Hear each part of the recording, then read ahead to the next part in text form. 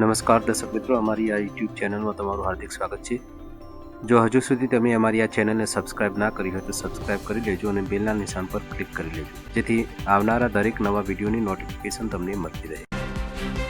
ભારત સરકારે સાંસદોના વેતન, ભથ્થા અને પેન્શનમાં વધારો કર્યો છે.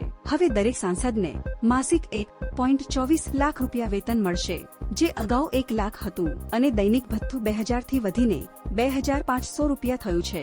ભૂતપૂર્વ સાંસદોનું પેન્શન 25000 થી વધીને 31000 રૂપિયા પ્રતિમાસ થયું છે. આ ફેરફાર 1 એપ્રિલ 2023 થી અમલમાં આવ્યા છે. સ્ટેન્ડ અપ કોમેડિયન કુનાલ કામરાએ તેમના તાજેતરના શોમાં મહારાષ્ટ્રના નાયબ મુખ્યમંત્રી એકનાથ શિંદે વિશે વિવાદાસ્પદ ટિપ્પણી કરી હતી, જેના કારણે તેમની ચારે બાજુ ટીકાનો વંટોળ ઉભો થયો છે. કામરાએ મુંબઈ પોલીસને જણાવ્યું કે તેમને પોતાની ટિપ્પણી પર કોઈ પસ્તાવો નથી અને તેઓ ફક્ત કોર્ટના આદેશ પર જ માફી માંગશે. આ ઘટનાએ સોશિયલ મીડિયા પર ચર્ચા જગાવી છે, જ્યાં લોકો સ્વતંત્ર અભિવ્યક્તિ અને તેની મર્યાદા વિશે પોતાના મંતવ્યો વ્યક્ત કરી રહ્યા છે.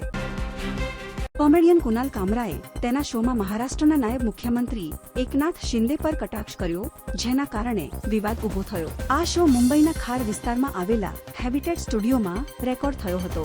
શિવસેનાના કાર્યકરોએ આ ટિપ્પણીથી નારાજ થઈને સ્ટુડિયોમાં તોડફોડ કરી, જે બાદ બૃહન્મુંબઈ મહાનગરપાલિકા BMC એ સ્ટુડિયોના કેટલાક ભાગો પર હથોડા ચલાવીને તોડી પાડ્યા. કામરાએ પોલીસને જણાવ્યું કે તેને પોતાના નિવેદન પર કોઈ પછતાવો નથી.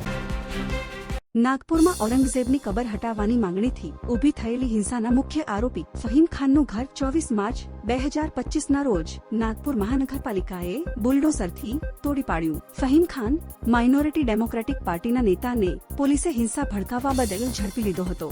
17 માર્ચે શરૂ થયેલી આ હિંસા વિશ્વ હિન્દુ પરિષદના આંદોલન દરમિયાન પવિત્ર ચાદર સળગાવ્યાની અફવાથી ફાટી નીકળી, જેમાં ટોળાઓએ પથ્થરમારો, આગજની અને વાહનોનું નુકસાન કર્યું. મુખ્યમંત્રી દેવેન્દ્ર ફડણવીસે કહ્યું કે નુકસાનની ભરપાઈ દંગાખોરો પાસેથી થશે અને ગેરકાયદે બાંધકામો પર સખત કાર્યવાહી થશે.